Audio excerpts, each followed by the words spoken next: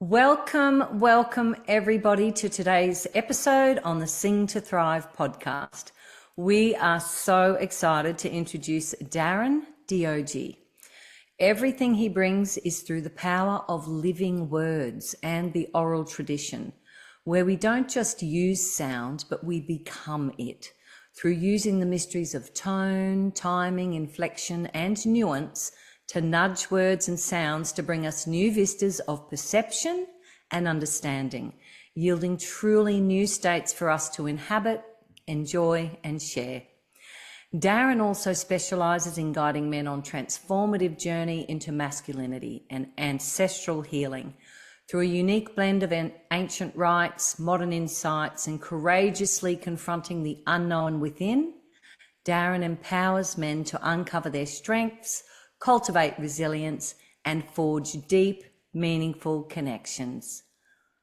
Woohoo! Welcome, Darren. So great to have you here. Thank you, and thank you for the invite. It's great to be on here with fellow sound lovers as well, because really, sound is my original passion before I got distracted on the issues that men are facing.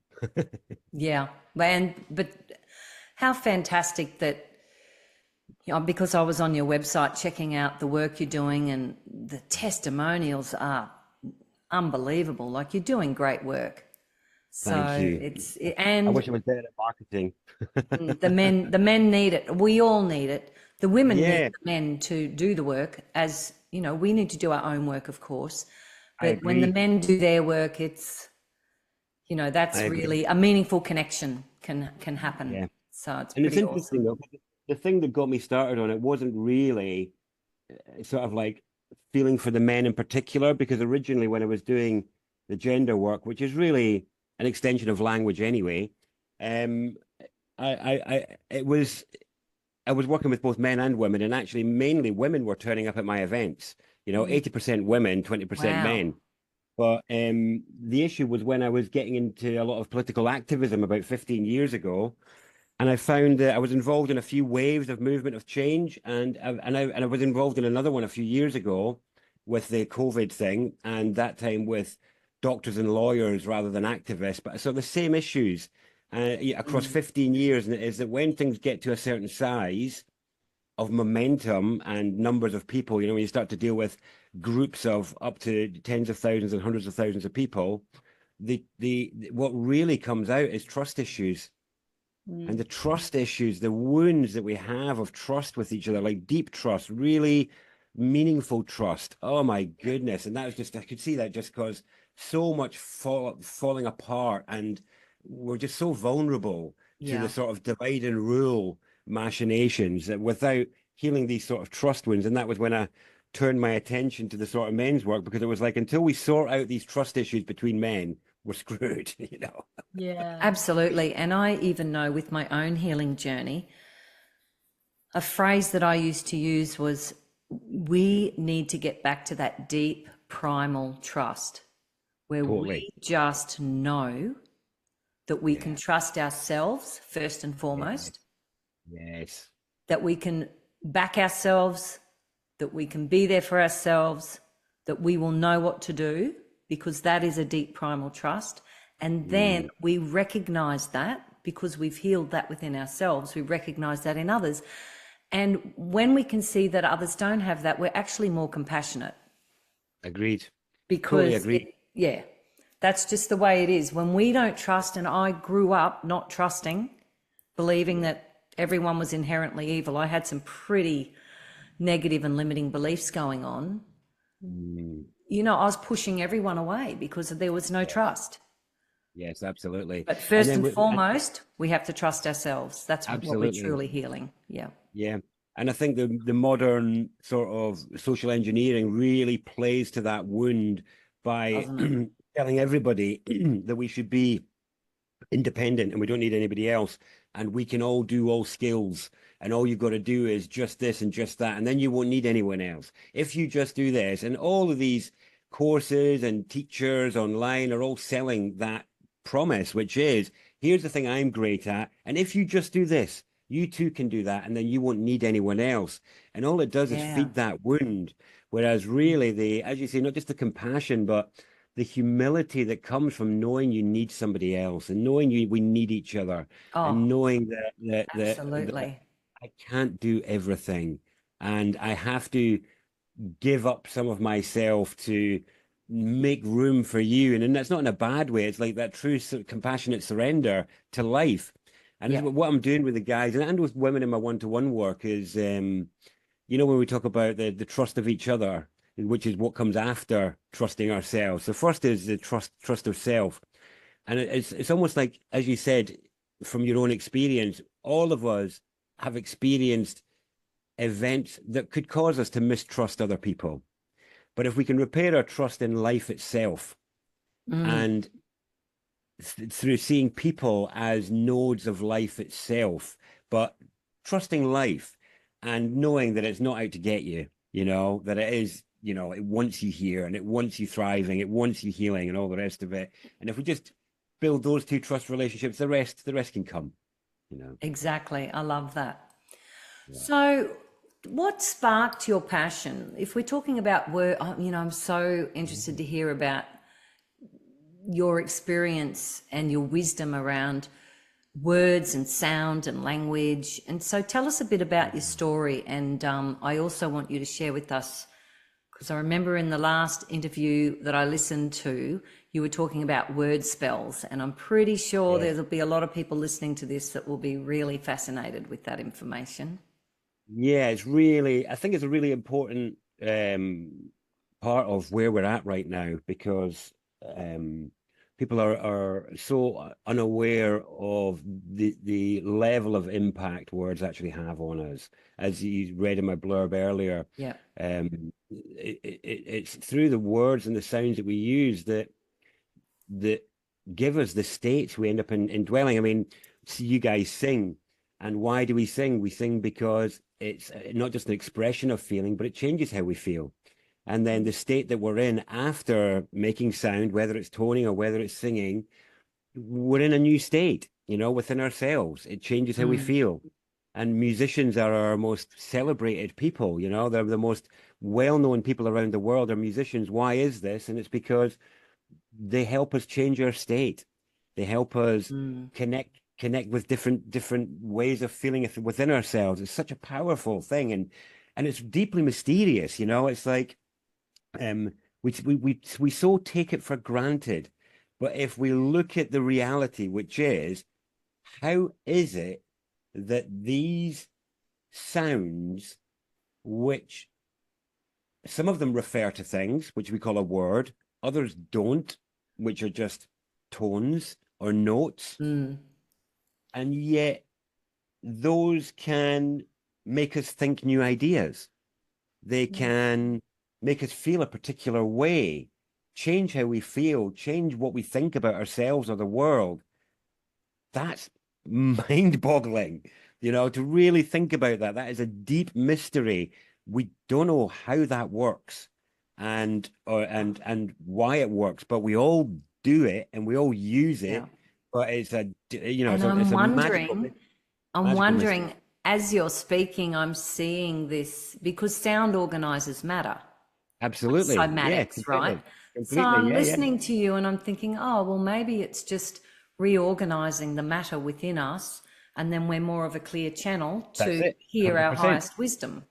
100%. Yeah. And this is why I think there's no accident that we call our body parts organs, and Oh, organs, what are they? Organs are I musical love instruments, that. The and biggest, we most grand musical instrument ex- there is. exactly, that's exactly it. And I love the language of it all where we talk about composing ourselves. Compose yourself, pull yourself together. And then Mm. when we die, we decompose. And it's like, oh, so we're composing ourselves before we decompose. And there's these wonderful places where we use sound related words without questioning it or challenging it, which means that it must fit somewhere in our awareness, which it does. And there's so many other places where it fits. We talk about the one thing that we're all responsible for is our conduct, and mm, conduct is music.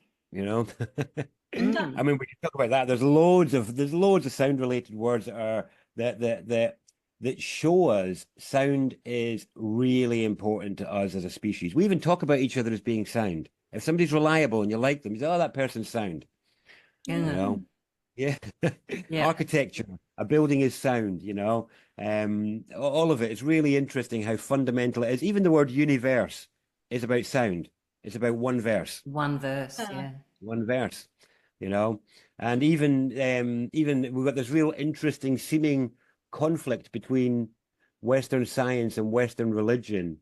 But it's really funny that when they're both talking about the beginning or creation, they're both talking about sound, because we have the Big Bang, which is sound. Bang is, we get told that the Big Bang is about an explosion of matter, but really a bang, first and foremost, is a sound. And then if we look at religion, it talks about the word. And so it's like, well, you're both talking about sound. There's sound-related words all over the place.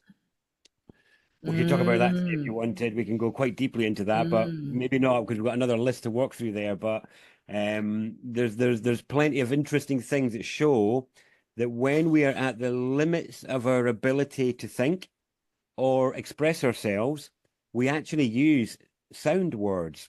So it's like people can't conceive of what's bigger than the universe. Like we just think, oh, it's a multiverse, which is universes stacked on top of each other. But the universe is our biggest conceptual idea.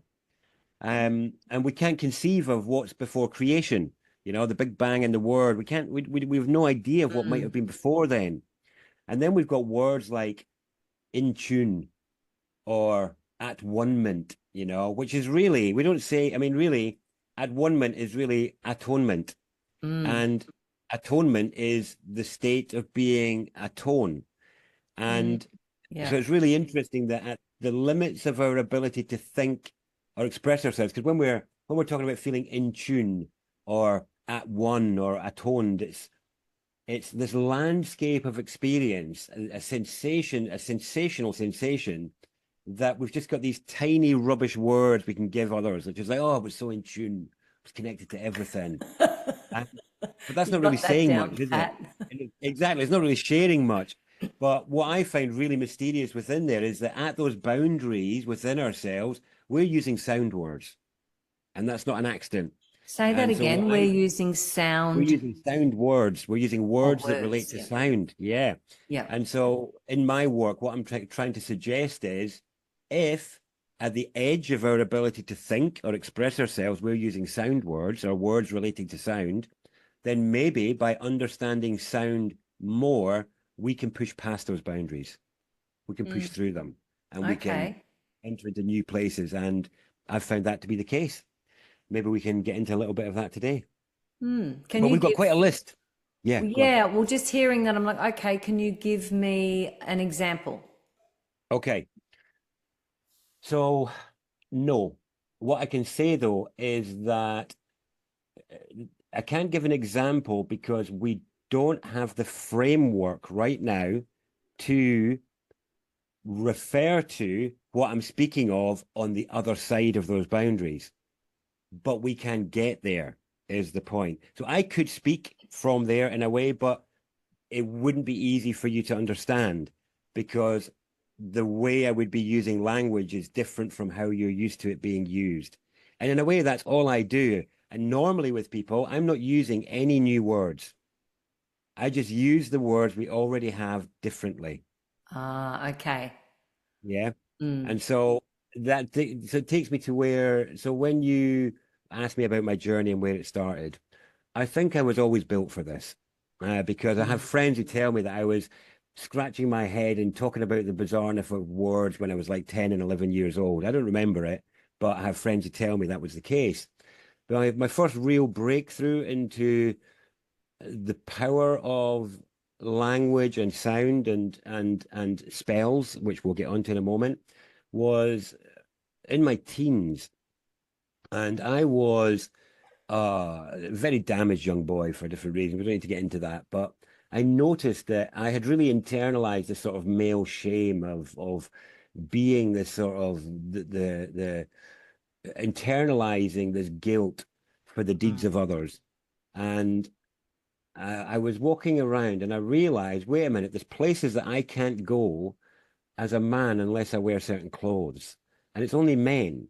And why is this? And then it just jumped out at me one day about the parts of those clothes. So I'm talking about there's certain restaurants or hotels or business places I couldn't go into unless I was wearing a suit or unless I was wearing a shirt and tie.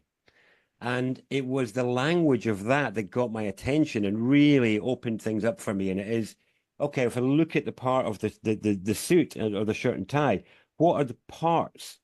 And so, what's this part here? This part called? This part's called the collar. And then if I look at the part around the wrists, and it's like, well, what's this part called? Well, this part's called the cuffs. Cuff. And it's like, well, who wears a collar and cuffs? And that's it. Slaves and prisoners are the only ones who wear collars and cuffs and are tied. And we're not making it up. That is the only application of that language. And we were just tricked by the fabric. And it's like we live in a graded collar system of blue collar, white collar, dog collar in the church. All the police are known by their collar number in the so-called civilized world. And I'm not making it up. It's there, and it's always been there as far as we know. And I looked into it, and you can find out what people wore in the royal court in the 16th century, but you can't find the origins of the collaring of the men. And why is it only the men who are collared and cuffed? And that was the beginning. That was the beginning of the journey for me. And I mean, that's just the beginning. And then it took me to other words. Why just the men? Well, that's going to take us down a gender pathway. But that is to do with the function of masculinity and masculine energy and what role it is meant to provide for the species. And for those who would seek to have control over us as a species, that energy needs to be collared and cuffed because you can't have it loose. Because then you can't have it controlled. Yeah, exactly control. that. Yeah. Exactly that. And yeah, we're not going to go down gender route. We're going to backtrack. I was about to go down the story there, but we're not going to do that story. We're going to stay in a different topic. It's so fascinating because it comes back to words. And it does. And because, you know, I remember when I realized the word therapist, and I was looking at the word therapist and I went, holy crap, that's actually the rapist. Absolutely. And so I don't call myself that ever. Quite right. I'm a practitioner, but even I'm thinking, practitioner. Yeah, so I'd love you to teach us a bit more about that, because I would imagine that plays a role in the concept of spells. It does. Yeah. It does massively. So what the collar and cuffs is a great example of how easy it is to be tricked and to become fixated on something that isn't accurate, and it shows how easy it is to transform meaning with the same word. It's the same word, but you'll never look at collar and cuffs the same again. You know, never. There's another one. There's a sign. There's another one that I love. And when I got this one, it just stunned me, and it continues to stun because it's another one that's been staring us in our face our whole lives. And it's over shops and establishments that usually sell things. And it's a sign over the door that we're told means way in. And we don't say the word properly. I think I know what it is. Go. Entrance. It is. Exactly. It's entrance. Come in and we'll put a spell on you to buy our things. Exactly. The promise of satisfaction. You will be satisfied. This will fill you. This will make you sexy. This will make you fulfilled. And I love the fact that the cancellation of the spell on the way out is exit, because what we're really saying there is X. So it's like cross out. So as you're going out, you exit of the trance. But that's a good example of spelling so the collar and cuffs is an example of spelling where we're fooled by context. It's fabric. If it was metal, nobody would doubt it. You know, nobody would doubt it. Everybody would know. But when we're dealing with entrance, you're dealing with emphasis, and actually something that's really common in our language that's when I sent you in the email that we could talk about the evolution of language, one of which we're not going to, but we've got enough things on the list. But one of the things within it is that we don't actually speak our language properly. And one of the biggest mistakes we make is we transpose vowels. So we swap vowels out without being aware of it. So, for example, even the word word, when we say it, if you were to write those phonetics as we say it, that would be W-U-R-D, word. It's actually ward. It's an O. There's an O. The vowel in that word Wow. As is in an a O. ward It should of be like a ward. magic, Exactly. It's a like ward. barrier. A ward is Yeah. like Well, barrier. a ward is it's a protective spell. It's a spell of Okay. protection. And it's also in a hospital ward, it's a place of healing and safety, you know, and then you have a ward of state. And the thing that we call a ward of state is actually a ward because that's an A. Yeah. And so we transpose vowels all the time. And so what's happened with entrance is we miss what the spell is saying because we've turned that A into a lowercase I. And so people say entrance as if it Instead was of an I entrance. rather than entrance, which is what it says, you know, and it's like, well, what does it say? And so how does Really? that play a role then in the power of the word if we're saying it Yeah. wrong? Does But that dilute it? it's what keeps us disembodied and lost. It is the maze of the mind. It And would this is change the why vibration of the word. it completely changes the vibration. And it means that the place that it's supposed to refer to gets lost. Right. And this is where we end up lost in the maze of the mind. And then in Because our we're then spiritual fooled. practices, Yeah. yeah, exactly. We end up in this haze and we end up in the belief that words are meaningless or unimportant because they're no longer leading us to embodiment and connection. And Wow. yet, when we do this kind of work, the kind of the pops of excitement and embodiment that come from realizing the collar and cuffs or realizing the entrance, all of a sudden it locks in with our experience and with our knowing. You know, it's like, I knew there was something about those places that wasn't right. I knew there was fraud in there. I knew I was being misled, but little did I know it was literally written and staring me in the face. Yeah. You know, and there's so much that's been staring us in our face that we just don't know because we're in the maze of the disembodied mind and the disconnected mind. And this kind of the broken spells are what cause us to dismiss the power of language and really where it can lead us. And so what you find in general spiritual practices or teachings is they'll say, leave your mind outside and surrender to the practice or surrender to the process, which is great and it's wonderful, but you have to pick the mind back up again. You have to go back in, and that's all done because it's like people are actually like, I don't really know what to do with that. Yeah, so we're just going to park that.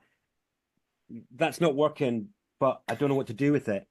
And really, what my work is, here's what we can do with it. We can actually fix it and we can repair it. There's nothing wrong with it. We've actually been taught by people who innocently didn't know what they were doing and didn't know how ignorant they were of their misspellings and what happens. And this is now where the term, the spell becomes important because the reason you know, it's why there's so much stuff on the internet now just calls things word salad or is dismissive of talks. You've got everybody who's able to reuse the words of others, the words of wise people, as if that wisdom was theirs, because I can repeat the words and therefore it must show that I understand them.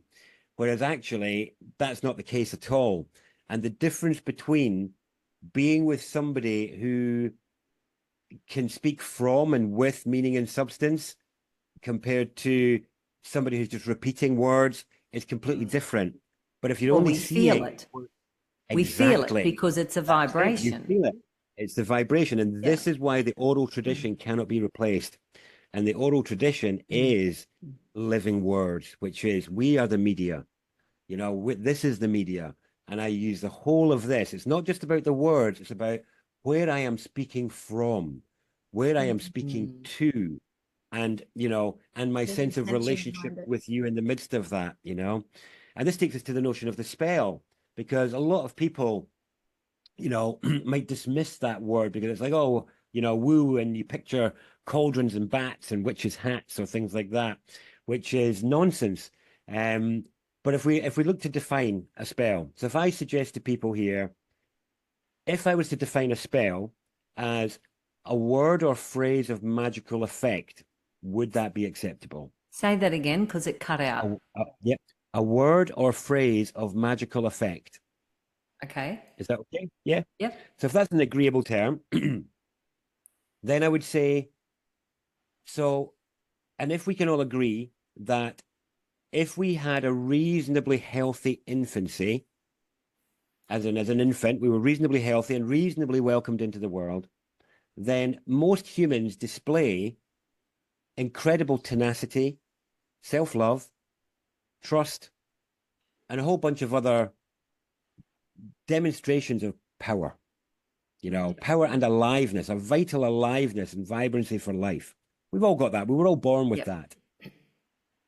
And if we can say, well, okay, if that was our starting position and we all had that as a starting position, and I can cause that being to doubt itself, to treat itself less than it should, and think of itself less than it should, just by using words, and that I can say it once, and it can affect you for decades.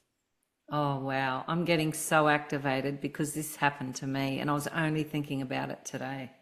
It's happened to all of us. Yeah, of course. The spelling effect. The Yeah, human but to own it and feel it to yourself, absolutely. Because really what we then have to look at is that person said something to us once, and then I took it in. Yes. And then I repeated it, and I said it to myself again and again and again and again, and I believed it. Yep. And I lived that, so that then that tenacious, vibrant being that was charging about the world, loving itself and loving life, to then be shuffling through the world, staring at its feet, doubting its purpose and value. Is that not a magical effect? Is that not, and if not magical, then at least a mysterious effect? And I like to do that. I like to say, well, it's a mystery. Even if it's not magical, we can say it's mysterious for sure, because how is that? How can that be? I know, And because then, I've thought, sorry, Darren, I've thought about this Don't before, apologize. because there must be something within us, though, that to take on that belief. We've already, otherwise it would be water off a duck's back. You wouldn't take it on. But if there's something in you that's already thought to yourself, or maybe I am that, and then someone says it to your face. And I actually remember when this thing was said to me, it hit me in the I felt the energy of it hit me in the chest. And I wore that for decades. Yeah. But then there was a part of me that believed that that was true. So then I thought that must be. So where is that part of me that's already somewhere in my consciousness? And whether that's fed through, I was growing up in the 60s, there was TV, there was a lot of violence in all the cartoons back then. Yeah. The messages were very negative that were coming through the TV. And I think possibly we're affected from many different angles without realizing it. What do they call it? Like subliminal programming. Yes. Now it's subliminal programming is like I would say the superficial modern way of looking at it. Really what we're dealing with is the ancestral field. Oh, okay. It's the ancestral field. Yes, it's the ancestry. Yep. And it's not just the nurture field, which is what we experience around us in culture and society. It's also the epigenetics of nature, which is it's in the egg, it's in the sperm. And then there's that's affected by the environment. And then there's resonances so we come in with it's almost like there's a resonance in the vessel that draws out the experiences or the situations in the world to bring up feelings that life wants us to clear. Yes, exactly. It wants the field to be clear. These are like blocks in the stream of the flow of life and livingness and aliveness. And it's easy when we're children to think that life is telling us a truth about ourselves, when actually it's not. It's showing us what is in the field that needs to be resolved and released and felt and processed. And we're born with the ability to do that. You know, it's like if you look at an infant, excuse me, and you know, you change its nappy, or you know, you interrupt what it's like it's peace by picking it up and taking it somewhere. They'll let you know they're angry. They will rage at you. But then once that process is finished, there's no grudge, there's no residue. They don't hang on to any of that hardness. No. Fully expressed and fully let go. Yeah, and it's fully gone. And so then the return to softness and availability. And that's what we, and the fact that we learn to stop doing that is where we run into problems. And we forget and we lose the mechanism of letting go. And in a way, some of that is ancestral, which is ancestral situations where people were frozen, you know, in trauma, frozen without the time, the space, the skill, the capacity, the guidance of the field for it to move. And because in the past people had different existential issues like shelter and water and labor for providence, you know, work in the fields, there was just no time to be with this. Whereas now we don't have to worry about those things, and we get the time to deal with this, which is the issues of human relations and the issues of human beingness, you know, and what, you know, because half of us are struggling, just at least half, if not more, to learn how to just enjoy being ourselves. I would say that's the majority of people. Yeah, I wanted to say that, but I kind of want to leave some room for kind of like optimism there. But we're singing from the same sheet. I think the majority of people as well, Madeline. I think what's the optimism is that we have awareness of that, and the only road to actually healing that and learning to let go is by going through the motions, sitting in stillness, sitting in that beingness of who you are, and discovering yourself on a deeper level. And it's that awareness will then take us to the next stage. And absolutely, I found in my own journey in that one of the most important things that's come to me later in life, really, but to be able to, for it to truly be gone, I've had to get this ancestral sense that it's not, it was never mine. Yeah. And then it can be gone. Whereas if I maintain a story that it was somehow mine, then it hangs around and it comes back.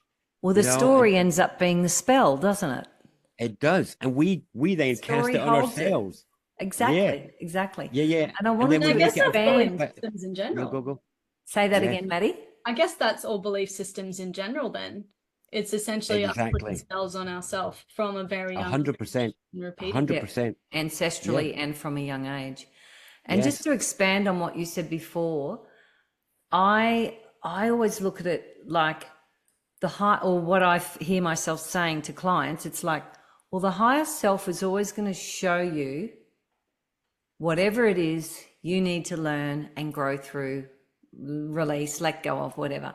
So it's like we just have to trust that our higher self is never going to give us anything we can't handle. Agreed. That's how I look at it. And it's like, all right, so whatever happens, even if it's really, we don't want this, we don't want to have to deal with it. It's like, well, it's time. If it's in front of your face, then you're ready to deal with it. And absolutely, I'm seeing so much of that on the Sing to Thrive Healing Hub. We just launched in July. So many amazing people on there doing their work using music, singing and sound to shift through so much stuff and ancestral stuff.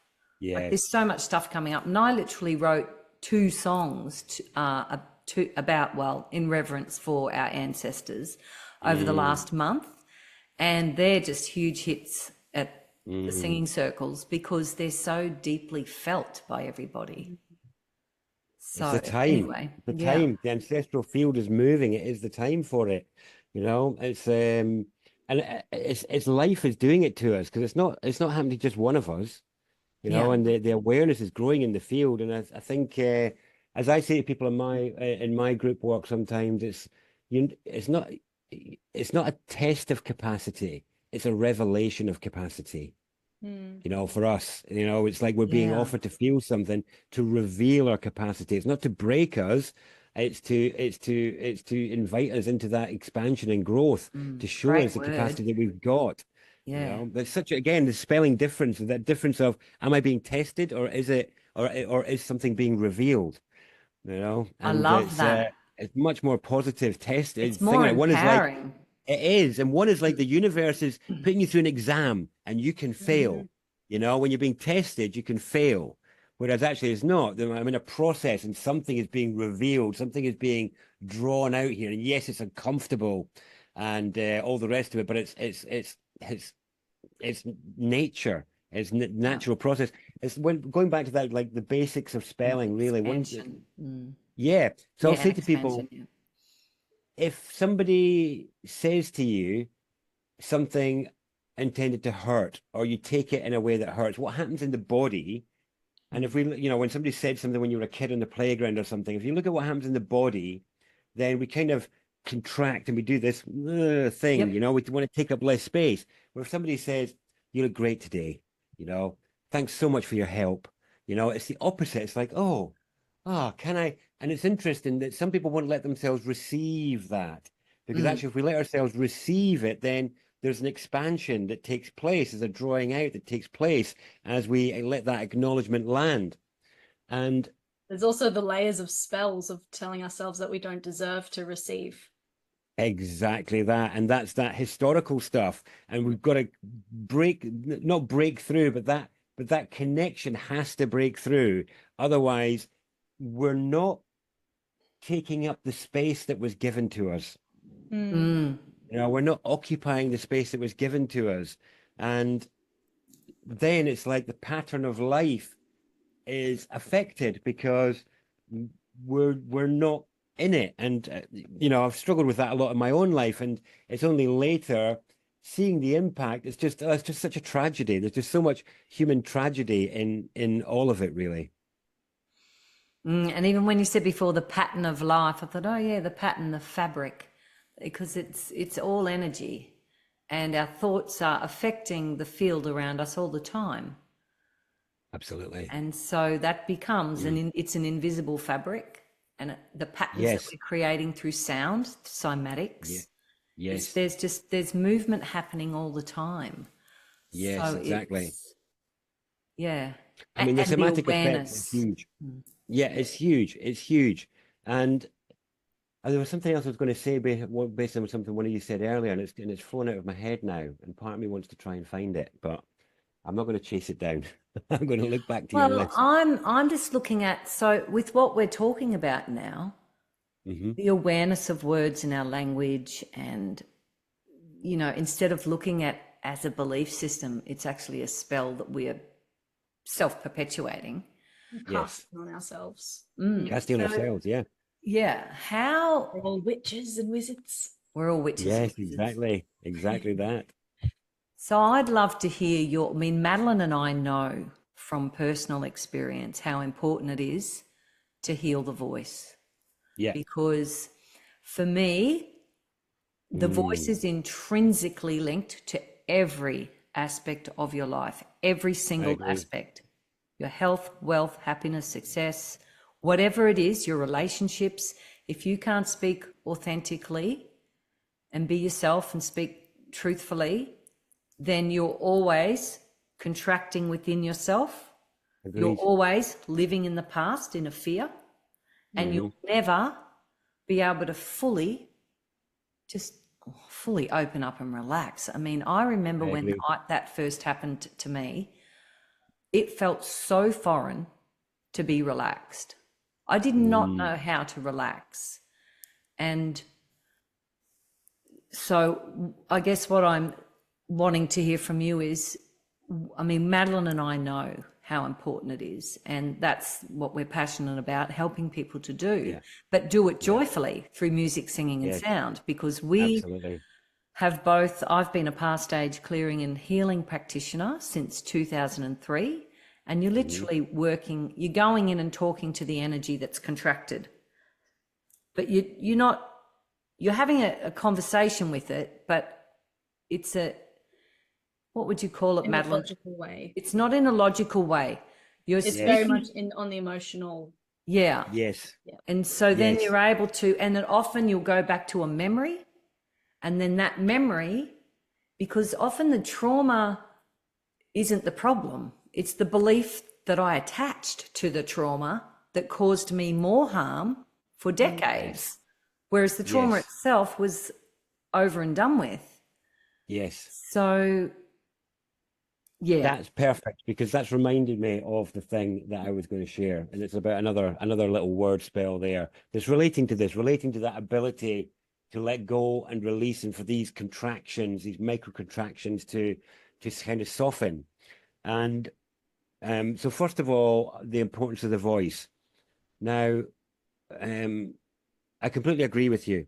Until we can really claim our voice, it's not possible for us to be in full occupation of our space. And I think it's really interesting that this is where I like to, when most people are, when I do tone work with people, I always start with it's the first letter of the alphabet for a reason.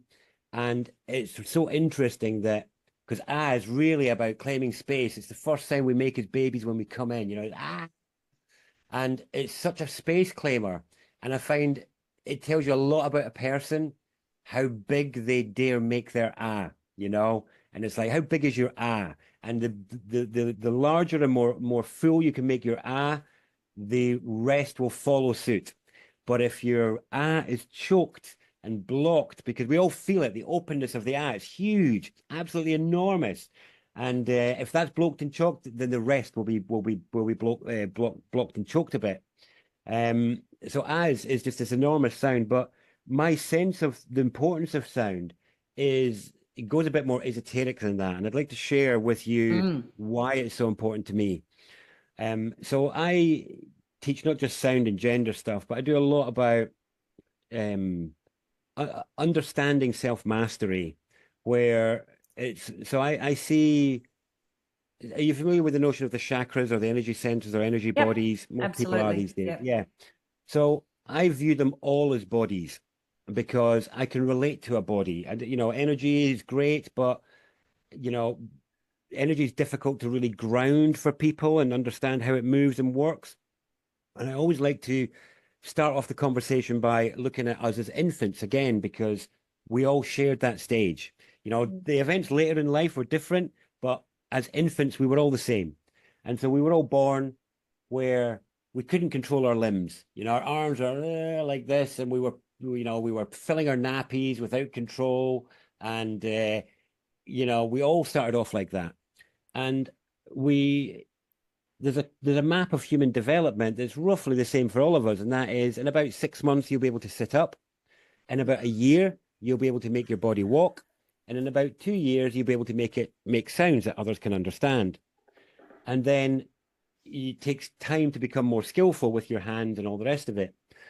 Now, we were all the same in that journey of going from a spasming of this energy that was natural in the physical body, where I might claw my mother when I wanted to caress her.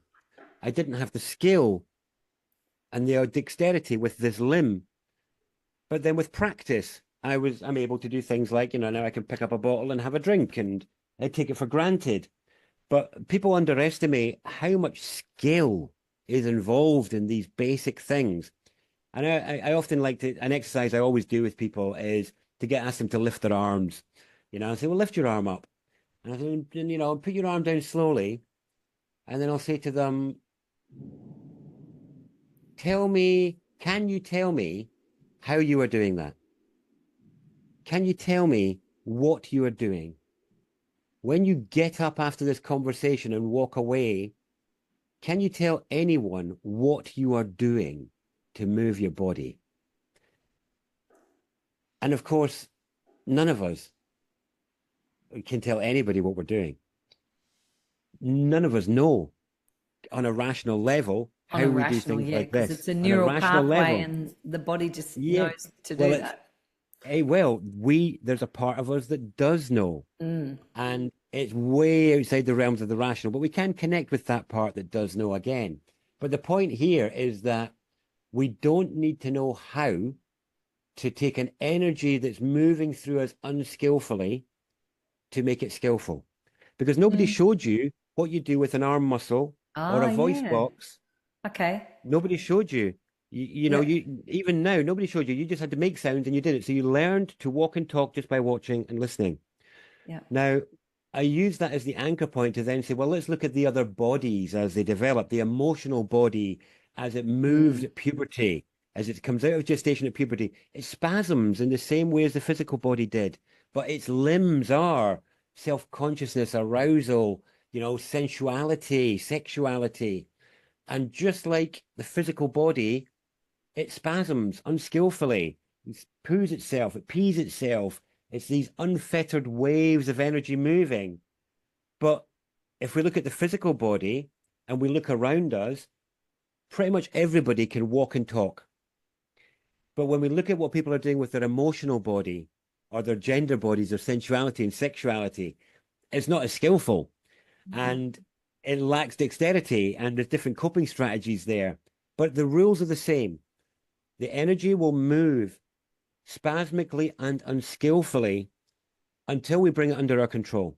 And yes, we can freeze it like some of us do with our sensuality and our sexuality. You know, we'll say, oh, I don't like how that moved, or I don't like how it was judged when it moved unskillfully.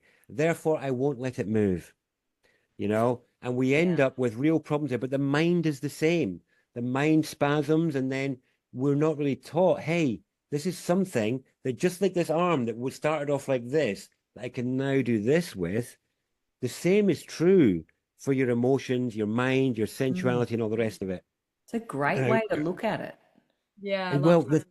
the It thing for gives you me more then is permission to just exactly. Well, in a be. way, how dare you be hard on yourself for not being skillful with emotion or even thought when you haven't, if you look at how I long know. it took you to learn to walk or talk Yeah. and how much practice you put in, how many hours practice you put into walking and talking, how much hours practice really and honestly have you put into speaking with your feeling, That's speaking right. from your feeling. And if you haven't given that time, you have no right to judge yourself so harshly for not being skillful. And How dare you Darren, do that to yourself? we You know? grew up with a lot of suppression around us. And so a lot of us didn't, because I reckon that most of us just learn by example. Like that's how I learned 100%. singing.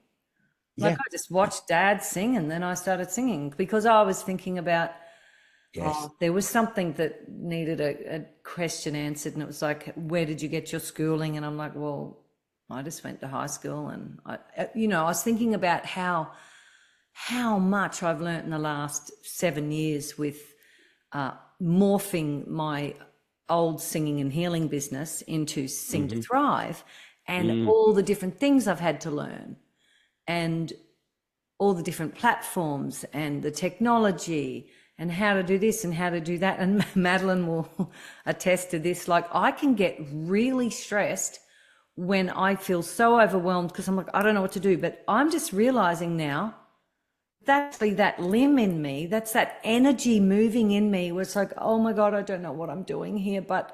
And then all of a sudden it's like, oh, okay, last week I was stressing about, whatever. And then this week's, oh no, I can do this. It's easy now. I've got this. Yeah. It's that And the great, yep, and same exactly energy. that. And the great thing is, and this is what's really good because this really short circuits the mind, and that is all you've got to do is move your hand like this to remind yourself that you don't need to know how. You don't Leave need it to know yourself. how. So, Excuse so me. when you're thinking, oh, I don't know how to do this thing, you don't need to know how. You just need to know it's possible and to fling yourself in that direction. And yeah, it might not Fling. be pretty at first. Just fling yourself in that direction. Just jump in the pool and splash around because it's the only way. You know, it is the only And way. it goes to say, even when we are manifesting, we always say that it's the how isn't up to us. The universe Exactly. will sort out the how. Yes. Exactly that, Up for us 100%. to stay in the intention and keep focusing on what we want and not worry about the how. And it's a similar Exactly. thing where it's like we learnt without needing to know the how of how to walk and talk and all of that kind of thing. So it's actually having that awareness to be like, oh, I'm capable of learning how to regulate my emotions and Absolutely. rewire my brain without needing to Absolutely. know the nitty gritty of the how. No. But you Yeah. made a good point earlier, Julia, which is the thing that we're missing is good demonstration. That's the thing. And that is example, because we were surrounded by people who were unskillful with their emotion and thought, Yeah. and therefore we didn't know how to be skillful with it. And I always like to use the example for anger for this, because anger gets really bullied when when we're young. And it means that, so for most people, when they're toddlers and anger is moving unfettered and it's tantrum raging out of control, we tend to get sent away. Yep. Children get sent away. Go away with that and come back when it's not there and talk about it. And what that does is this is why so many people's spells are not effective. And it's because they're not able to imbue them with their feeling. They talk about feeling rather than from and with it. And of course, when we're not skillful, our voice is wobbling and cracking, our legs are shaking, our hands are trembling with the energy. And it's like, but that's the truth. That's the truth of your capacity to connect your feeling with your expression right now. And unless you're willing to go through that process, there's no way you can achieve the sort of passionate intensity of being able to champion your values, to champion your hopes and dreams and your aspirations and your needs. And we kind of need to give each other the permission to be in that beginner space, which is, hey, this is going to move and it might not be pretty, but none of us have had enough practice. And I like anger as an example because people stifle it and lock it away from a young age, so that then when they're older, you'll have some people when anger moves, they go, and slam and break things and shatter things and all the rest of it. And then other people go, You For should those of you not watching, he's scrunching up his whole face. Have you ever thought about doing acting? He's so no, animated and because expressive. I have just lived this and witnessed it in so many. But what's beautiful. What I love, sorry to interrupt, what I love about what you just said is that reiteration of why singing is so powerful, because it's not just thought that creates reality. It's thought plus emotion is what helps us create reality. And when we distance ourselves from an emotion, we stifle our growth. Yeah, you basically you stifle, you disconnect yourself from the fuel. So really, most of our feelings, most of our emotions are actually all the same. So if I look at anger, grief, overwhelm, frustration, sadness, they're all the same. And what I mean by that is they're all saying, I wish it was different. Totally. I wish I hadn't done that. I wish you hadn't done that. I wish this wasn't happening. I wish they weren't doing that. And why? Because we don't like the feeling of the feeling or the feeling of the emotion. And because we haven't been shown how to let it move through us. Exactly. And so we hold it and we lock it up. And this is where, so just to go back to the body's example, so we know that, physical, root chakra, embodiment, cellular, all the rest of it, second center, feeling, emotion, third center, fire, will, consumer, all the rest of it, the heart center, obviously connection and love. But I feel there's a big misunderstanding around the throat center. And of course, the throat center is where we control the voice and our sound. And actually, if we look at it elementally, we're actually built like the planet, where you have the earth and then the water, and then the fire, and then the air. But this is actually the next element after that. And that element is space. And this is the space body to me. And the only thing that kind of moves through space there's no organs here. All down here, there are organs. but it's sound. It's the word. Yeah. It's the word, and the vibration is the only thing. And so to claim the voice is about claiming space. It's the claiming of space and our claiming our right to influence and transmit. And it's like when you did some of your videos, Julia, on Vimeo, there's you're singing in nature. I don't know if you've noticed or not, but I mean, you probably have. But the biofeedback from nature, when we bring our sound to nature, and how the plants and the animals and the air even responds and moves with us, I part of me does believe we're really sonic gardeners. We're kind of like that's really what life wants from us. But Yep. when you said earlier about trusting ourselves, we have to claim our sound first, ourselves, and own it unashamedly, and let it move unfettered so that it's got the clarity of pristine note and tone in it. And the cymatic effect of that on nature and on ourselves, that's what it's about, as Because far as I'm it's our concerned. most authentic sound, and they've discovered that when you measure authenticity, it actually measures higher than love, the Well, vibrational it's because frequency. this is above the Yeah, center, it is, and it's above it. It's the next one. love taking up Yeah, space. yeah, it is. Well, the thing is as well, there's a blindness in the heart center. And the blindness of love is that love says that because we are one, I can come and stay in your house, and we can be right next to each other, like I am, as close to this microphone forever. And that's okay because love. And it's like, we all know that's not true because of the intensity that would bring straight away. The only thing that actually allows love to be is space, which is Yeah. the center. And it's that one. And what I love is like the higher centers. It's like we've got these trinities, don't we, where you've got the lower three centers and then the next three centers. And I love the fact that humanity's kind of been going through this heart initiation for a long time, but recently in the last sort of decade or two, I believe we've been going through a space initiation, which is to be able to give space and take space, and that's the only thing that lets us come to peace and gives our love room, and also allows for differences, which is, hey, yeah, love, we're all one, but really don't like how you do things. So actually, hey, I love you as long as you're over there.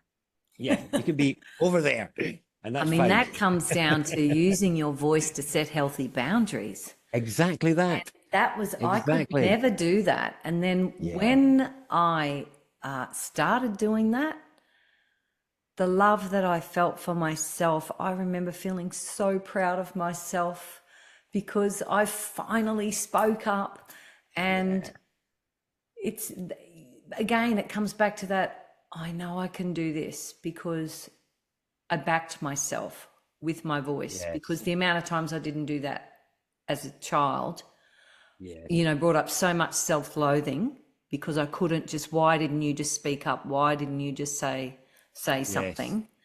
Yes. And I think the other thing I wanted to mention too, that Madeline and I are doing in the hub, we are demonstrating, because I know I've been doing healing work since 1999. That's kind of when I started. That's when I met Maggie Landman, who's been an amazing mentor for me, because my son was really sick. And I literally did what she said. And within 3 days, I got him off. He was 18 months. I got him off 6 months of, he'd been on Ventolin and steroid puffers for 6 months. And it was hideous what Western medicine was doing. Yeah. And I just started treating him with food and naturally, and improved amazingly. So I started doing that for myself, and I started looking at, why am I having all these voice issues? Because I was professionally singing, and I had been for years, but just was always a drag because my voice was always playing up and my body was always letting me down. And I just had so many hang-ups because I had so many unresolved traumas and issues and limiting beliefs and judgments around myself. that, you know, I am a good person. I'm a nice person. I'm this, that, and the other. You know, I grew up believing I was the opposite to that. And I remember seeing Maggie set a boundary and I thought, whoa. But then that showed me how to set a boundary when I had to, when further down the track, someone was overstepping the mark and I knew what to say because I'd seen the example. And so I've been very active in that field now for quite some time. And when you were speaking before, I thought, yeah, that's really what Madeline and I are doing on the hub, is being that example for people, showing them the way, the tools to find their voice, to express their authentic self, because it's only then can we take up space with our vision and our purpose and be that, you know, like, because so many of us are disassociated from our vision and our purpose because we've given up, because we don't believe that we can really create what we want. Whereas really the power of the voice is where it's all at. You heal 100%. The voice and you step right back into your sovereign power and you start learning about word spells and really being aware of what you're creating in your quantum field. And I love Greg Braden's work because he talks about the heart's template and how there's mirror neurons in the heart and mirror neurons in the brain, and that our work, again, like Madeline said, is not to figure out how, it's what world do I want to live in? And you're holding that vision. And then in Sing to Thrive, what we do, we get, you know, you get the vision and then you sing. And of course, when you're singing, you're releasing all the feel-good chemicals. So that's having a full biological effect in the body. Where it combines thought and emotion. The thought and the emotion, that's right. Exactly. And it's creating that heart's template. And so then the body, those mirror neurons just start coagulating in the quantum field to reflect back to you. So it's less about the law of attraction and more about mirroring. Yeah.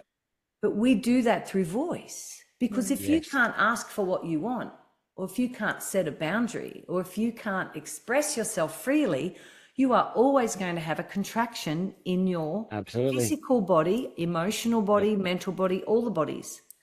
Yes. And that's what's exciting. And at the end of the day, it's the level of self-love. It's if you ask yourself, do I love myself enough to use my voice? Do I love myself enough to speak up for myself?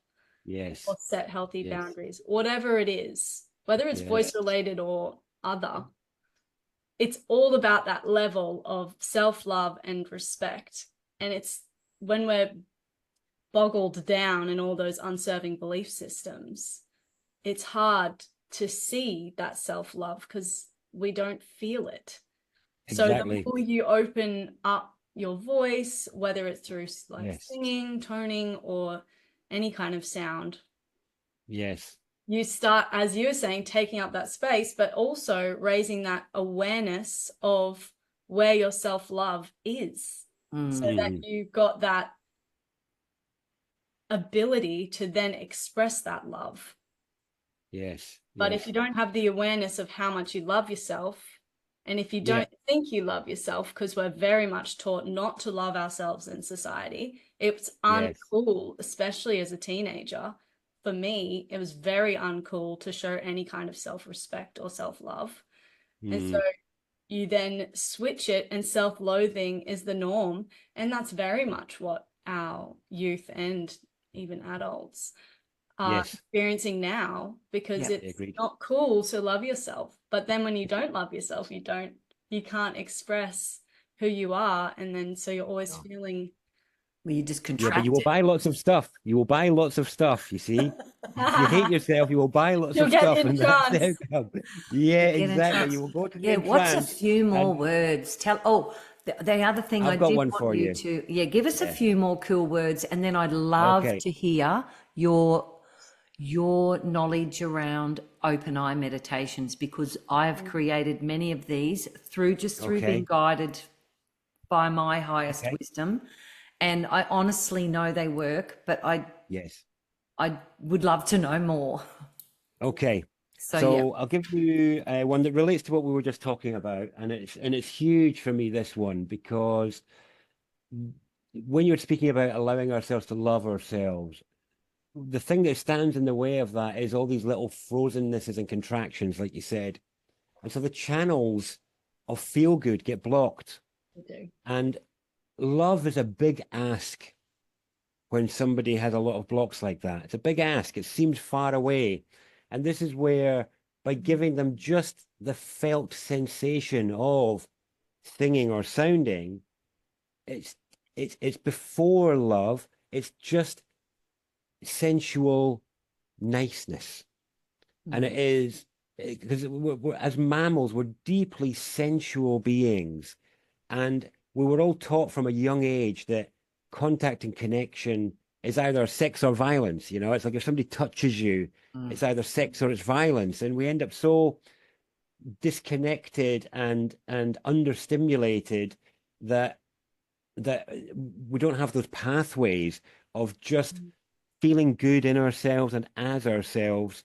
And that's where this gives rise to, you know, addiction and dopamine chasing and partying and all these other things where we're just trying to feel good in ourselves because the natural pathways are frozen up. And on my own journey of trauma, I discovered there's a mechanism for letting go of some of those blocks is actually really, biologically, it's exactly the same as being sick or going to the toilet for a poo.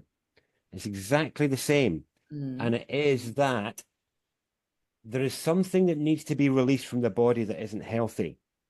You know, in the state of vomit, it's, you know, it's something we've taken in that the body doesn't want to let through. And in the case of going to the toilet, it's something where we cannot extract any more goodness out of this, and the rest needs to be let go of. Okay. And the mechanism for that is phenomenal because on a cellular level, there is tension and contraction followed by release. Tension and contraction followed by release. Most people, when they feel they need to be sick, they don't want to be sick. You know, I don't want to be sick. And your stomach's saying, oh, I've got something else to say, mate. And this is the same as grief. People don't want to cry. And yet we all know that there is, I mean, even the word a watershed moment. The watershed moment is a transformative moment. When I do sound work with people, and you probably find it with singing, people who are finding their voice, there'll be a point where tears are going to come. Yep. You know, they're going to come. Always. Exactly. But you'll find that those people will resist it at first. There's a resistance. And this is that same thing, the mechanism of being sick there, where there's a tension and a resistance before there's a release. And there's a reason for that. And it is that we think that it's got something to do with emotion, when I want to suggest to you and your listeners that it's not. And there's a word that we can use that can change how we view it completely. And it is the word we use for crying. So what do we call the things that come out of my eyes when I cry? Tears. Okay. Now, it's tears. You've just spotted it. It's tears. And what's happening is we're healing tears. I love We're that. healing tears, energy tears in our field inside that are contracted. And it's got nothing to do with the idea of emotional strength or emotional weakness, which is what we think tears are about. But they're not. They are as biological as needing to go to the toilet or being sick. It is about a frozen energy inside that wants to release. And if you notice what happens when we go to cry, it's the same as being sick. The mechanism's the same. There's a tension, an unwillingness. I don't want to, you know, I don't want it to come out. And there's that contraction in the body. But if we can change how we view it so that we say, this is the window for these tears to heal. And this is the mechanism in the body that's built in to do that. it's a biological process at that point. It's got nothing to do with emotional skill. And we all know that after a good, honest cry, what is the feeling that follows it? Relief. Relief, spaciousness, opening, softening, availability, all of these great things, which is kind of what happens after the stomach has got rid of the thing, or the bowel has got rid of its bits. There's softening, there's availability, there's, oh, all of a sudden I can now take in more because I have let go of that which I was holding on to that was unhealthy for me, which is it's exactly the same, you know. And really, it's almost like there's the water that comes out is almost carrying these energies that we're stuck in our cells. It's so cellular. It's unbelievable. Yeah. We store, you know? we store unexpressed emotion in the body. Exactly. Absolutely. So if we view them as tears rather than tears, and again, it's the same word. I haven't changed the word. It's exactly the same word. We're just saying it differently. Same spelling, yeah. It completely changes the spell.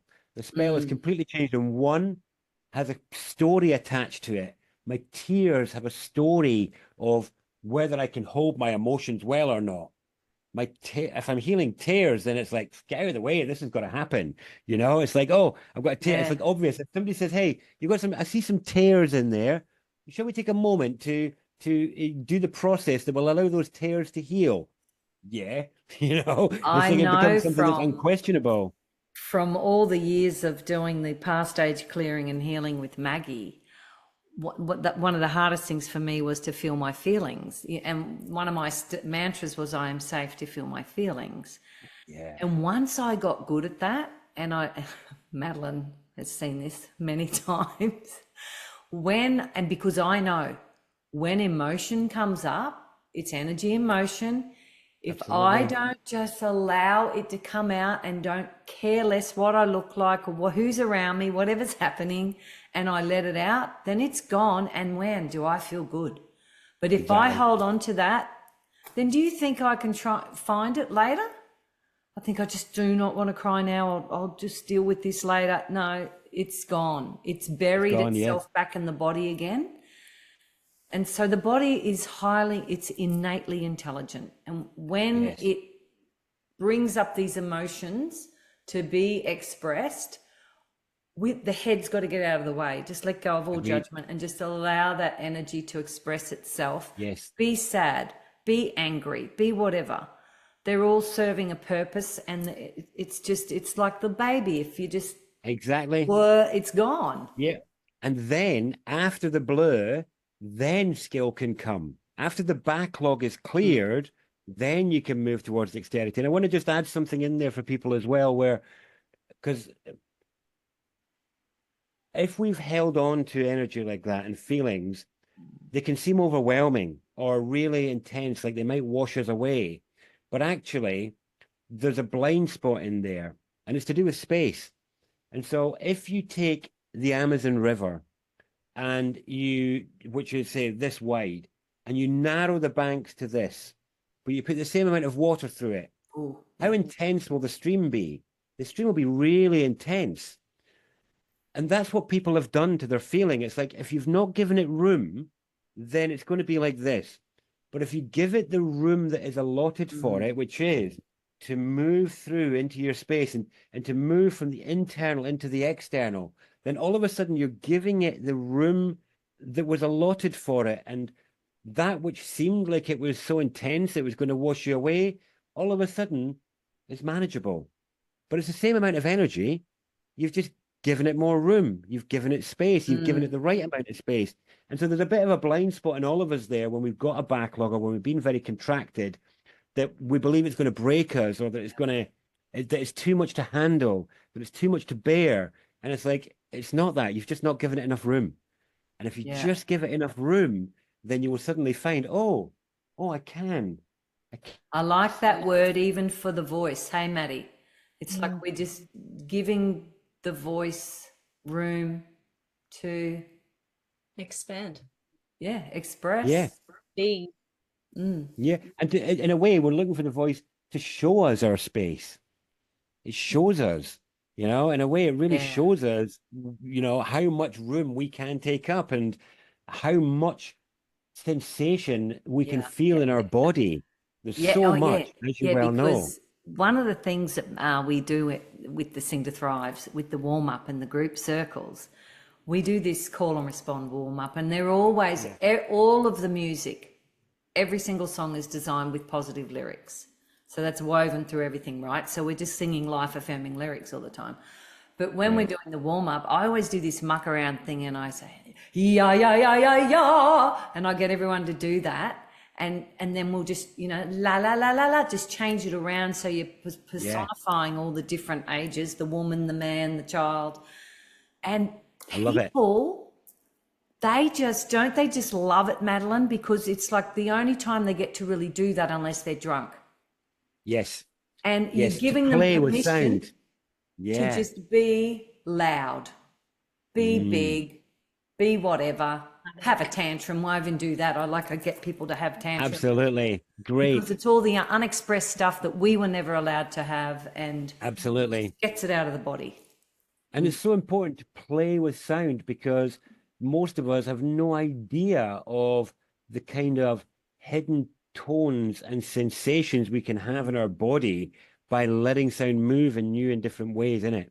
Well, I would love your go. feedback on open eye meditations, because I started creating, I had this sort of download around, oh, how cool would it be to just sing the word? So the first one I made was breathe. Did you end up being able to open that? Yes, I got that. Yes. I'm singing, and I put beautiful, and my nephew Caleb did the recording for that. So it was just, and I really loved it. And we had a few people, well, lots of people tried it out, and we got amazing feedback. And so I started creating other ones with beautiful, where we've sung Om. And then I've again just got images, say, of turtles. So it's just 3 minutes of watching turtles and singing Om, because of course, Omming is vocal toning, is like humming and vocal toning, and that's massaging the vagus nerve, activating the parasympathetic, shutting down fight or flight. It induces calm, but it does so much more than that. And so I've done lots of different ones. I've done mountains, I've done, lots of nature. I've done waterfalls, I've done whales, I've done dolphins. I'm about to do frogs, but they're playful. So I'm really sitting with what's the right sound. But I guess I know they work. I love them. And when I do them, I feel amazing. And the feedback on the Sing to Thrive Healing Hub has been phenomenal. Like, it's been so great, because we launched this in July, and the amount of positive feedback we've had has shown me that, because I know it works, but it's just really lifted my game. It's like, all right, this stuff's cranking, and I just wanted to understand a bit more what you believe about the open eye meditation. It's huge, to be honest. It's like I've taught this in workshops that have gone on for whole weekends, and I've taught open-eyed meditations as under two names: one, learning to see again, as opposed to looking, and another one, walking between worlds, because it's open because we go through our lives with our eyes open. But when I'm doing open-eye meditation, I'm not using external focal points. Instead, it's about understanding other modes of perception within us. So I need to find a pen or something. I'll use my cup. That's all I'll do. So to get at where I'm going from, what I'm looking at in open-eyed meditations is to get us out. So you mentioned fight or flight. That's a big part of it. But there's even more to it than that in terms of what's happening with our energy. And it's really important to break the perceptual habits of our culture, and open-eye meditations do that really well. So if I'm going to use a cup here. So I invite you to grab an object in front of you, like a pen or something like that, pen or anything. Yes, okay. So focus on the object. So while you're focusing on the object, what happens to everything else? Well, it's in the peripheral. Yeah. What happens to it though? Does it Unfocused. kind of blurs a bit, doesn't it? Yep. Blur? Yeah. Okay. And so when you're focusing on the object, the only thing that's really important is the thing you're focusing on. The rest kind of blurs into the background a bit. Is that right? Same for you? Yep. Yeah. Okay. So if I was in the room with you while you're focusing on that object, there is no way that I could be any more important than the wall or the carpets or the chairs or the furnishings or anything. I would be equal while you're focusing on the object. All right, so pop the object down for now. This is attention. That is awareness. And in our awareness, everything is equal. Mm. So Okay. Everything peripheral, is everything that's equal focused. until we make it important with focus. And that, when people talk about equality, that's true equality. It's that in the field of awareness, your awareness, my awareness, everyone's awareness is the same. Everything is equally unimportant until we make it important with our attention, Focus on with it. our focus. Now, you're not born able to focus. It takes takes 6 to 8 weeks, if not longer, to be able to focus. You were born in awareness, where everything was equally unimportant and all blurring together. And in fact, when you're focusing on something, everything else is a oneness. Try it again. If you focus on an object, everything else is just a oneness. It just blurs into each other. Nothing is more important or unimportant than anything else. Almost gets two-dimensional. Exactly. Now, the universe is watching for what you are paying attention to. Because when there's only now, the universe is saying, okay, my child, what are you gripping onto with your attention? Now, the Toltecs, my teachers, would really get into this, because really and truly, yeah, that was the Toltec tradition. This is a Toltec technique that I learned, but it's taught around the world. It's the way it's taught in Zen Buddhism. It's taught in Native American scout skills as a stalking technique. In India, it gets taught as an invisibility technique.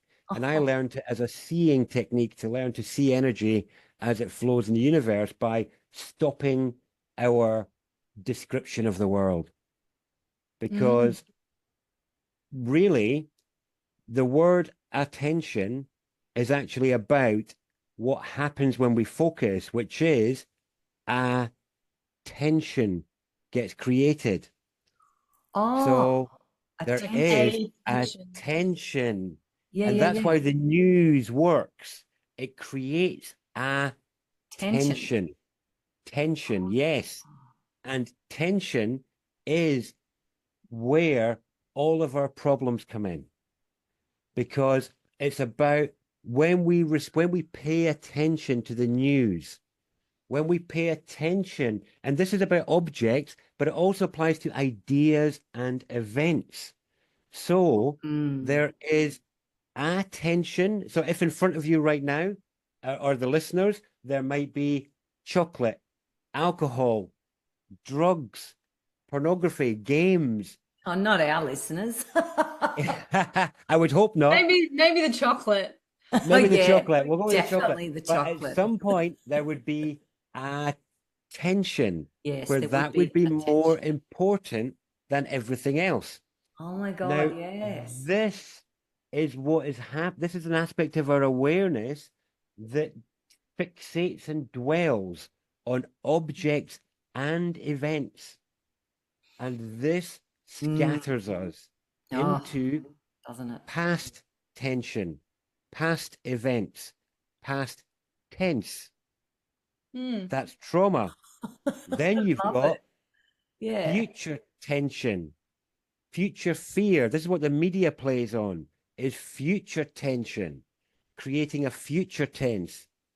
Then there is distant tension, to make you feel tension around what is happening 5,000 miles away. When a few years ago, you would never have known. Yeah. You couldn't have known. And what media is doing is it's downloading things for us to pay attention to so that we will experience tension. Now, what that does is it scatters our attention to the past, the future, and the distant horizon. Now, when we're talking about manifesting, what is it you need? You need intention. And if you have no attention, you have no intention available, and you have no ability to be intense. And to be intense is to be here and now. And for me, open-eyed meditation, as in present. intense, present. And Right. that is what allows us to be effective with each other, is our intensity of presence. How much of me is here, available to you now, and how much is stuck in the past, clinging on to the future, agitated about the distant now. And so then, you look at the people walking down the street, how much of their available humanity is there when they're like, their face is frowning and hard because of the combination of those things, of those tensions that prevent them from being here now. And they could actually, you could just get rid of the TV really, and that would help. That would help. That would help a lot. That would help a lot. You have to delete Instagram and Facebook and all the. Oh yeah. Yeah. Okay, no phone, no TV. We're covered. Well, we don't need to do that because we can master attention. Oh, absolutely. And then what we can do is, because the fear that people have, and this is what I work on with the open-eyed meditation, is the fear that people have is that if it's because it's fight or flight, and they're not aware that they're going in fight or flight all the time. And actually focusing like that is a predator maneuver. To be able to triangulate in the way that we do is what predators do. Herbivores don't do it. And so what happens is it's always tracking distance, direction, threat. And people aren't aware they're doing it walking down the street. And it's like bin, somebody's shoes, sale sign, car. And they don't realize that actually their attention is like just grabbing onto the world as they're going, as these become little handholds of perception, when actually the field of awareness is speaking to us all the time. And we can't hear it or be in it when we're constantly paying attention and we're gripped with tension field. And so open-eyed meditation for me is about us learning to unhook our attention in a way that brings us the freedom to see what our awareness is trying to show us. And it really paves the way to lots of things. And it's a really simple exercise, really. So one of my teachers would call the part of us that can pay attention.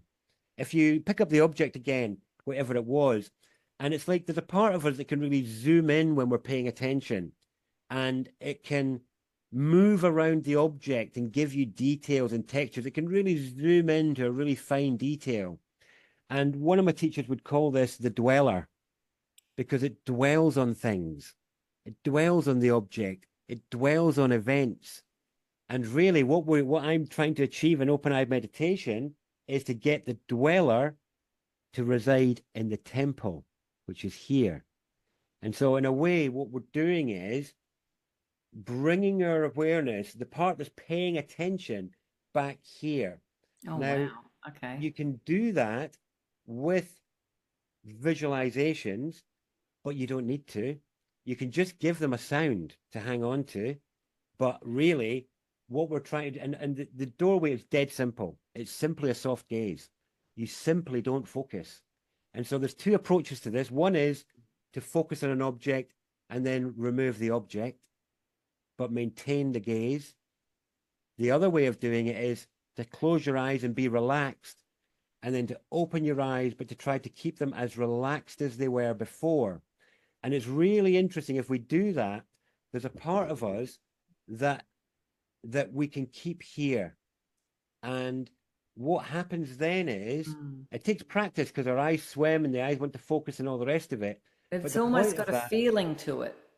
it does have a I can feeling feel because it back here. yes, you're bringing the dweller home. That's Yeah. why we call this the temple.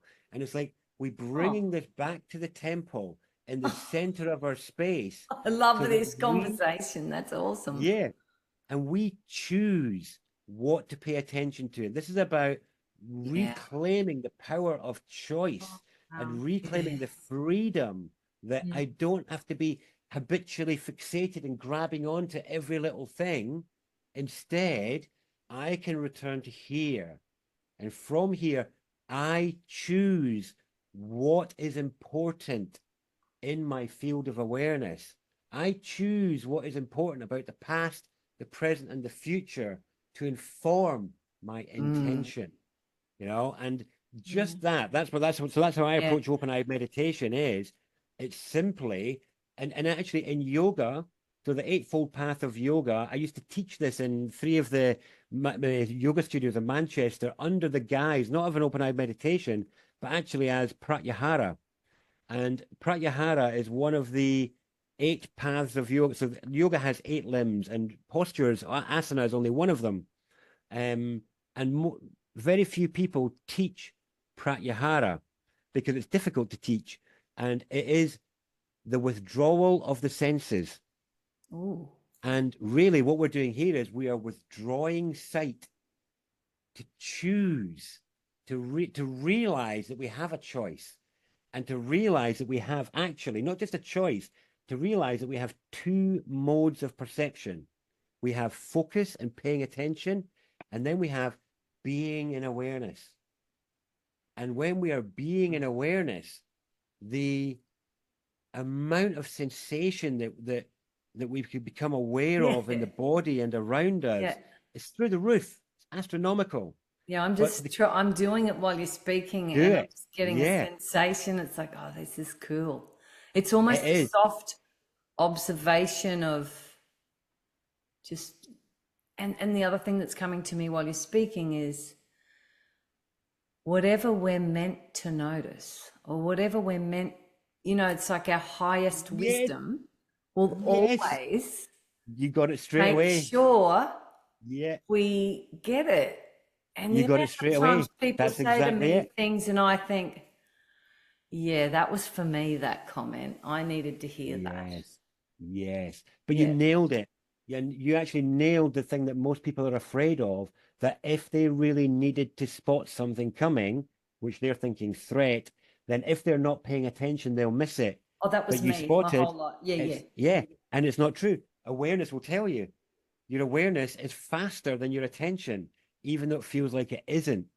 And to give ourselves that relief of just bathing in our own awareness without grabbing onto things, not just visually, but even the dwelling on the ideas of events, past, present, future, all the rest of it, bringing it all back here, centered. And I'll often use what I call back breathing with it, where either get people to breathe into their back or down the crown and down the back, where we kind of can really start to feel the rib cage expand at the back, and we might feel our skin touching the clothes at the back when normally we wouldn't be aware of it. But that's a really good breathing mechanism that supports, because really our eyes are front loaded. As soon as we open our eyes, they're out grabbing. They want to go. They want to grab the world. It's like almost tumbling forwards into the world. Whereas actually this is about stopping. Yeah, I can always feel that. Pulling it back, and it instantly becoming so much more present. And then from here, my choice is so much more informed, because I'm in form. I'm bringing my presence in form, and from here, I can feel my way.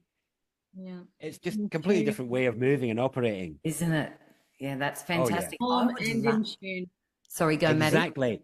Aligned. Informed and in tune. In tune, exactly. Informed, in tune, aligned here. Oh, what a relief. Just to taste that for a moment, and then no matter what complexities and people and issues people have in their life, to know that you can have this reset available within just a few breaths. And I teach it as that. I teach it as a sort of tension reset technique. And I've used it in mental health. I've used it in all the rest of it, because everything from addiction to fear to all of the stories we have about ourselves are all based on attention. It's all based on us having this tension field in relation to a spell, a story, an event, or a thing. And when we release attention, all tension dissolves. And if we just do it now for a moment, and we just go into a really soft gaze, it's like, what happens to your face? What happens to the face? Relaxes. It completely relaxes. And yet, what I always challenge with people, I'll say to them, but weren't you relaxed before? We've got all these micro tensions in our face that are Body telling people, language. I'm nice, I'm approachable, all the rest of it. Whereas actually, in one breath, I will not hurt you. Yeah, exactly. Or I will hurt you in the tough guy thing. I am scary. I want you to see me as dangerous. And some people do that. But in one breath, that can dissolve. All those stories dissolve with this one technique. And it's such a beautiful gift to give people, because it's so accessible. And it's like, okay, yes, there might be a lot of things to deal with, but you can get respite now. You can have a break right now in a moment. And I give people this technique to use, not, practice it at home, yes, but really, this is for everyday life. When you're sitting on the bus, it's for when you're, when you're going about your daily life, to just suddenly buy yourself a moment of just the bliss of being, no matter where you are. You'd be standing in a queue in a shop with an argument happening up ahead, and all of a sudden dissolve all tension. Just dissolve it all. But that's awareness right there, because it's remembering to do it. It's like, and you're talking about that breath where you're bringing it down through the crown and down the back. I like that, because it almost brings, like you said, it brings you into your body more. Opens your heart. Yeah, it does. It just brings you right not here. In front of me and out of me. It makes me feel like I'm in me. I'd love to share with you the broken vowel. Oh, yes. The broken vowel. Should we do that now, Madeline? The broken vowel. You're in the broken vowel now? Why not? Because why not? When you said that before, because I thought to myself, when I start every singing lesson, I always go, like, as part of the warm-up, I start E, E, R, or O, because that's how you learn it as a child. Like, when you learn the alphabet, you learn it in that order. And I was thinking when you were speaking before, why isn't A first? Yeah. So wrong. They just put it in the middle. Why? Well, this is it. And it gets taught in different orders in different parts in the world, which I think is really interesting. Okay. Should we do this now? It'll take a few minutes if you're up for that. Yeah. Right. Okay. Let's finish on a bang. So we'll finish on this. Finish on a vowel. Yeah, beautiful. So normally when we're talking about spells, we're dealing with words. And most people's words are actually disembodied because they don't carry feeling with them. And they've just been taught that way. Now, but vowels and the alphabet is different. The alphabet's fascinating because in Europe, there's like 40 odd languages, and they can't understand each other at the word level, but they all use the same alphabet. Yeah.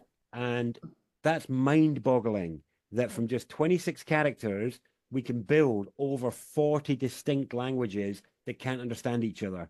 And that's crazy stuff. Plus dialects. Plus dialects, exactly. I mean, then we're just in a totally different terrain. And but at the alphabet level, we're the same. So if we look at A, because it's first, and I say to you, give me your A of realization. And we go, Give me your A of pain when you hit your thumb. Your A of surprise and shock when something jumps out at you. The A of a cute baby. And this is the character of A. But what's beautiful about it is that no matter where you go, as long as the sound is honest, everybody will know how big the realization was, how much you hurt yourself, how cute you thought the baby was, and how surprised you were. Absolutely. Because at the alphabet level, we're always embodied. The words are disembodied, the characters are not. And so this is what I call character development, which is bringing character into your spelling. So then you've got the of a nice meal or the ooh of pleasure. And these, go on. Or Sorry. agreement, because I just said to agree. Yeah, of agreement, exactly. And these are telling us about the nature of this character, you know, the character of these incredible characters that we call letters who enable such sharing and expression. It's really, there's something so exquisite about it. But there's something wrong in the way that we were taught the alphabet, and as well as being wrong in the way that we were taught the vowels. So what order did you say the vowels in, Madeline? What were they again? E, E, A, O, U. Okay, so we get taught them differently. We get taught A, E, I, O, U. Oh, Yeah. Yeah, and in Europe it's different. And in Europe they get the I and the E the other way around. And it's really interesting. It's actually, the more you work with the vowels, the more you find out that really they're actually all one sound. They're different positions on the one sound. That's why we transpose them so easily in words. But there's a really interesting journey in them. So in the way we're taught them in the UK and in some of Europe, A is first, and then you get E, and then you get E or I. But it's really interesting where if we all say I a few times, say the letter I, say it a few times. I. Okay, I. I. Okay. I. What does it begin nice. with? What does it begin with? Well, depends, because you could an spell A. it A-Y-E. It begins with an A. And what does it finish with? I. Yeah, exactly. So really, I almost doesn't have its own sound. It's the transition from A into E. I. And so there's an order in the vowels. You get A, E, E, and they reveal I. You cannot say I without having first realized A and E, because you need them both to be able to even say I. And then what is the sound doing in the body when we say it? So if we do I. Where is the sound going? What's it doing? Yeah, a few times. Yeah, go on. I can feel it coming up. Okay. And really, what it's doing is it's almost drawing the shape of the eye. Yeah. It's drawing a line in the body with the sound. Yes. And our vowels, and there's a journey in the vowels, and there's a journey in the alphabet. The way that we're taught it misses it. And this is we're just beginning to have a look at it at the minute. Now, the broken vowel is the last one, because we get A, E, I, O, and then people say U as the last vowel. But actually, that's not that sound. You actually said it properly earlier, Madeline, which is that's because how we sing it. It's meant to be ooh. Yeah, because that's the correct sound, because nobody says you. Well, and if actually, you're Aussie, you might say you. yeah.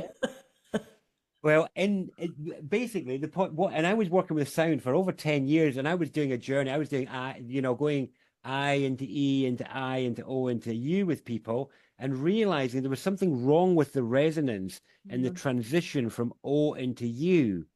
But I didn't really get it until many years later.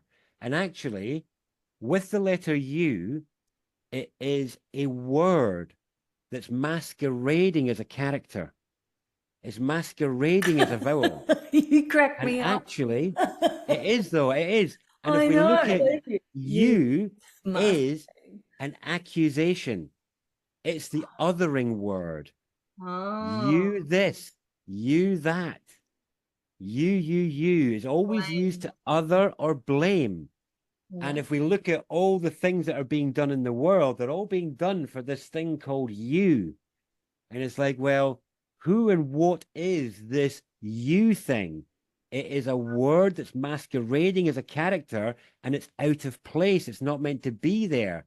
But now let's look at what that sound should be. It has two forms, and the two forms of it are uh, uh, umbrella, undulate, Umbrella, or undulate. Oh, yeah. ooh and ooh. So those are its lowercase and uppercase form.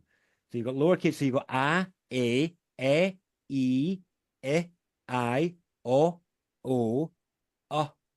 ooh. So now I'm going to make those sounds a little bit differently for you, and tell me where humans use this sound. Uh, uh, uh, Anger. or Frustration. ooh, ooh, ooh. Yeah, you're laughing. That means you've got it. There's two places that we use and ooh, and they are effort and pleasure and love. Yeah. Effort. Got 4 children, and every single one of them came out with an not like I heard the of effort. And when you see people doing big lifts, it's always with an Oh, So, yeah.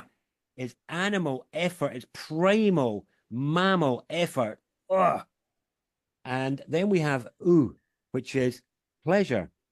And they are also the closest sounds to our primate past.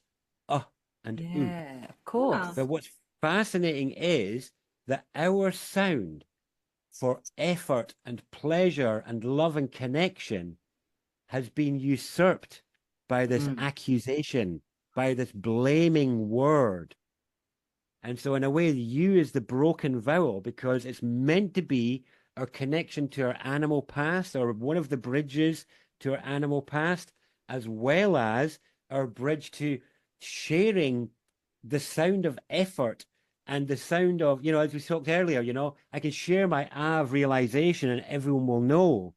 But where is my effort? Where is my demonstration of effort and my demonstration of pleasure and of love and connection are replaced by an accusation and an othering? There's a really insidious spelling in there. There's a Isn't real that dark fascinating? energy in that that's hijacked that vowel and completely replaced it. And ooh and are the two sounds. And so I really invite you to really bring the into your sound work with people, because it's the ultimate vessel sound. Yeah, because it comes from, Yeah. you can only do it from like the perineum. Yeah, It's like, it's like Yeah, almost yeah. bounces you in the seat to really make an. And it's such a great foundational sound. And when we can really get into using our and our ooh and our sounding, it brings out some really deep resonances and deep tones in the body, really deep tones that That would be exquisite. healing, very healing, I would imagine, because Of I, first and second center. yeah, I remember with the work that Andrina, she did the color and the sound work. Did you ever see any of her color and sound? And that's where I based a lot of I do color and sound healing activations. So you're Right, vocal yeah. toning a sound and you're looking at a color. Yes. But where was I going with that? It's like when we have a sound missing from our body, you can hear it in your Yeah. voice because you can measure it through voice I've analysis, heard of right? this. Yes, But I've did heard you this. hear Yeah. about that woman that had elephant man's disease and she had a massive tumor growing in her head? And they used sound and it healed it within 20 minutes. And of course, Well, no one gets to hear about this. So that leads me on to no, my next question. yes. So you said there was a dark, insidious energy with this, corruption You. of the letter U. Yeah. And so where did that begin? Like, are we talking a couple of 100 years ago? Or are we talking, No, how long ago talking are we 10,000 talking? years. Sorry, 10,000 how years. many? 10,000 years at least. Oh, that's all. Yeah. Well, really, that's in sort of like, and this isn't just my own research and experience. It's from what I've seen of others as well, and it seems to be the big the big change for us, the big change as humans, and this is where I think the origins of the sort of collaring began, was 10,000 years, which we call the settlement of the cities and the domestication of the animals. And I do wonder whether what we call the settlement of the cities was kind of like the domestication of the human, you know, Yeah, in a way. But of so course. I reckon it's a long time is the answer, and Yeah, yeah. we're coming out of it now. That's the thing. We are coming out of it. We are integrating and healing something which has been bothering our species for a long time. And there's nobody to blame Absolutely. for it. There's nobody to blame. There's nowhere to point a No, finger. no. You know, Well, there's just about the conditions of the now. it's everything's an experience to learn and grow from. And, apparently if we signed up for this, then, we're here. And the ancestor song that I wrote, we are all here to grow a living library in our souls. We are all here to rise and find the deepest love inside. Lie, la, lie, lie, lie, lie, lie. Oh, so what is that? Like the lie, la, lie? Because I spell it Lie Mm-hmm. No, you when spell I, it L-A-I. or Lai. Sorry, yes, you're right. Thank you. Lai. So, because a lie is a lie, but then why do we sing it in songs like la la la la? It feels so nice to sing. Because the eye is a beautiful, beautiful thing. Eye is it's the it's the ultimate sort of identity sound, and really all change and all presence comes from I. It's like we're in a field of we until I decide to get up, until I do whatever, and Oh, I yeah. is ownership. It really is, and Mm, really I love and then the consonant around it. You've chosen a delicious consonant. Oh, there's a lovely consonant to choose to put at the beginning of that. yeah. Because all consonants are about how we kind of compress sound, Mm. so vowels are opening Yeah, sound, they carry the and sound. consonant That's exactly, right. and Mm, consonants are how we pinch it in different ways. And some of them are hard, like d and k, yeah. but others are really soft and juicy, and is one of those really soft Mm, and juicy ones. And maybe that's just it. It's you're in the mm, feeling of the soft and the juiciness of into lie, yeah. and it's really there's such an ownership of it. Yeah. And the Yeah. ownership of singing the I am and, what Greg Braden calls word keys. We've Mm, woven so many word keys through all of the music. And even with the warm mm, ups, like one of my lines is, I am light and I am love. I can sing and I can dance. I love life and life loves me. And we're singing this, it's like, and mm. in a really melodic, fun, playful way. Yes, And yes, yes. there was a new lady there today, and new people are always a bit surprised because I start getting people to move. So we're doing the singing, and then I'll do some crazy sort of movement into the center of the circle, then come back out, and I'm like the Pied Piper. They have to follow me, and so then they've got a copy, and then they go back, and it's a game. You'd never do that unless you were drunk. Some of the Mm. stuff I do in singing class is just like, it's just fun and It's expressive, but so great. a lot of people Yes. don't do that because, Yeah. or they'd only ever do it or allow themselves to do it because we're so full of the inner critic, it's always telling Yeah. us. So, but anyway, this has been an It's amazing conversation, and we are doing another one very soon because I love speaking I'd to love to. you. I would Yeah. love Thanks to. so much for your Yeah, time. thank you. Thank you Well, so much. I appreciate you guys having me on. It's been such a pleasure to be with other sound lovers and to hear how you're approaching it as well.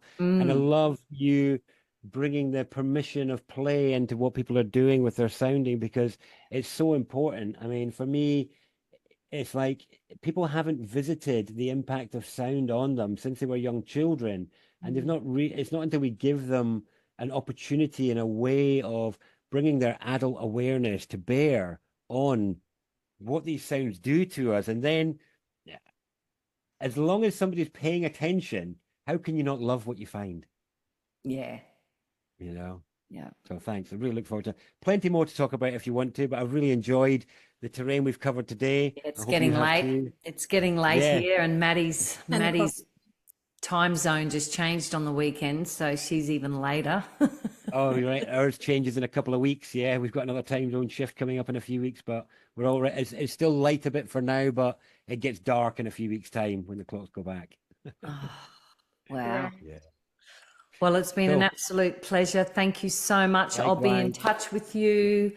Take Thank care you. and Take so care much as well. love. Much love to you both. Keep Thank you singing, keep again. sounding. All Yes. righty. And Thank until you, next everyone. time.